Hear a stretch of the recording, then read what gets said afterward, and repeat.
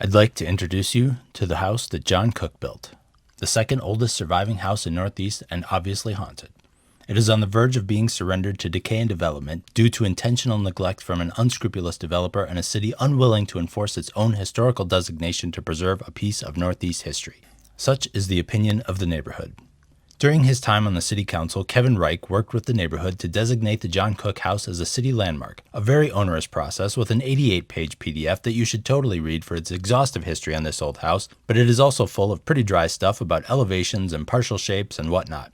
Most important for our discussion here is that in 2021, when the landmark designation was assigned, the house was determined to have the structural integrity to make it worth preserving. Since then, the developer, Master Properties, seems to have not only failed to preserve the house, but actively worked to cause damage that would reverse the city designation, remove the preservation status, and permit the house to be torn down for development. Master Properties also owns the Burger King building across the alley, and the John Cook House property would make a lovely parking lot for a giant development at the Burger King site. In the meantime, neighbors have registered complaint after complaint of open windows, break-ins, neglect, squatters, and so on. Through all of this, the city of Minneapolis has ignored its own preservation demand for the historic house, which remains in the hands of the errant developer and open to the elements and vandals and just curious kids who risk getting hurt in a place where no one is concerned with their safety. Allowing the John Cook House to be demolished would cost us one of the few threads that goes back to our origins. The loss would be tragic, but even more important, it would show developers that there is a path to mining our rich history for profit. If the city lets this house go, it gives bad actors permission to do as they please and tells our residents that our history doesn't matter. Call the city. Call your elected officials. Get over here and take pictures. Put them on social media and tell the story of the John Cook House. Let Northeast and all of Minneapolis know that our heritage is not for sale. Do it now. Are you still here? Well then, here's the cool stuff on the Cook House. John Cook still has 4 buildings in Minneapolis, and 3 of them are houses on 18th Avenue's Great Northern Greenway, which was, at one point, the northern border of the city.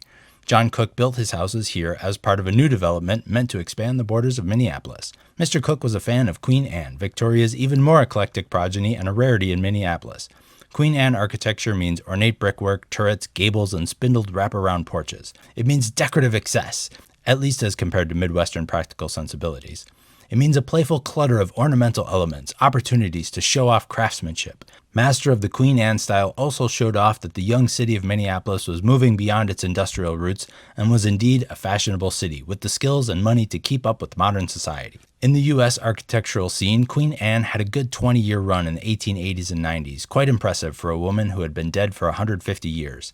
In 1890, 18th Avenue's sidewalks got upgraded to white pine plank, presumably from well-trodden dirt. I don't know, but I would hazard to guess that these sidewalks were actually pedestrian infrastructure that made walking in Minneapolis more practical, as strolling in the mud after a rain is terrible. This is in stark contrast to today's sidewalks, which are designed to keep pedestrians out of the way of drivers and so are really just car infrastructure. Incidentally, the first resident of the John Cook House was Ephraim Martin, a name that was much more common at the time and a man who fought in America's first Civil War as part of Minnesota's 2nd Infantry.